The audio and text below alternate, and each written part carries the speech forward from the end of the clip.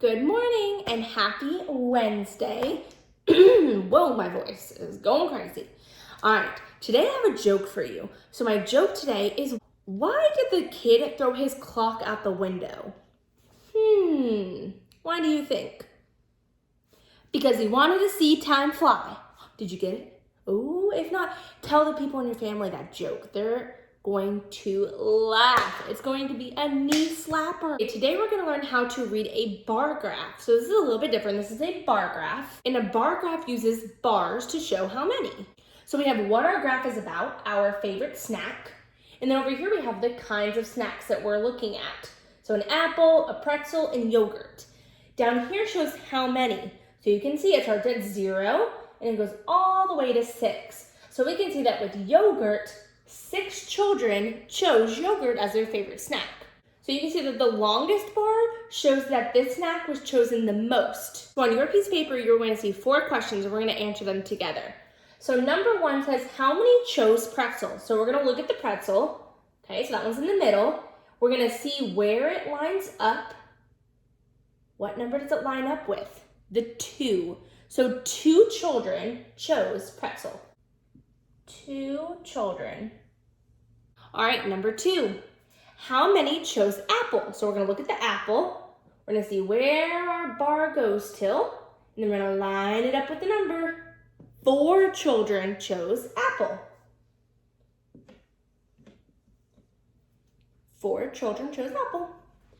Number 3, circle the snack the most chose. So we're looking at this, and an easy way to tell is which one is the longest bar.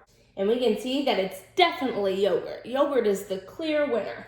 So you are going to circle, I didn't draw them down here, so you're just going to circle on your paper the picture of the yogurt. All right, number 4, I had to put it up here. Again, I ran out of room.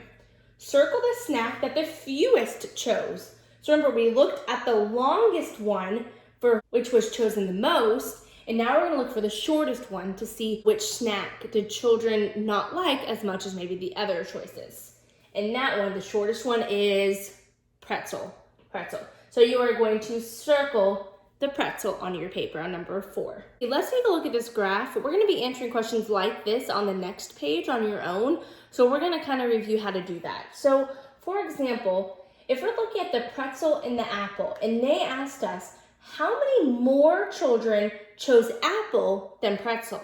So how many more children chose apple than pretzel? So we can see that if we line it up, here's where they line up at.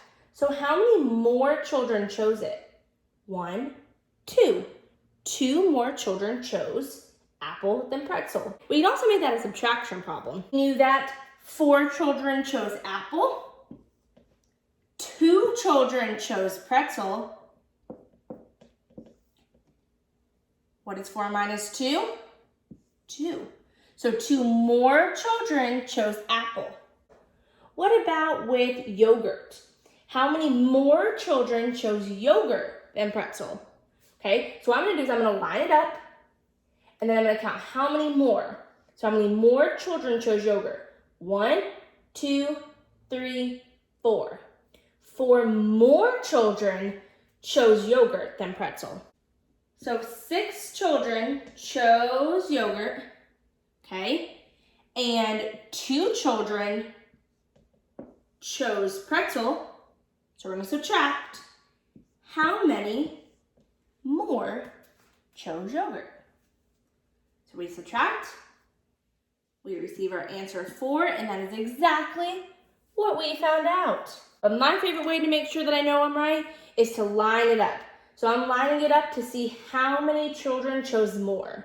That helps me remember. They may ask you to add 2 together. So for example, how many chose apple and pretzel? So how many chose apple and pretzel? I would count. So I know apple is 4 and pretzel is 2. So I would add those together. 4 plus 2. So total people that chose apple and pretzel are 6 children. All right, so now it's your turn. So on your piece of paper, you see bar graph clues. So you see a bar graph that says at the very top, our favorite after school activity. And on the side, you see that there's different activities there. Dance, soccer, and music. Okay, the first 4 questions you are going to answer about the bar graph. And on the last question, it's another writing and reasoning question. So how can you tell without counting, if more children chose soccer than music? So just by looking at the graph without counting, how would you be able to tell that? Make sure you are writing a complete sentence, which means it needs to start with a capital letter, it needs to have your finger spaces, and it needs to end in a period or punctuation. So make sure you look for those key words: more, or most, or few, fewest, fewer. Well, thank you for learning with me today. I can't wait to see you guys tomorrow. I miss you so much. And I will see you so soon. Bye.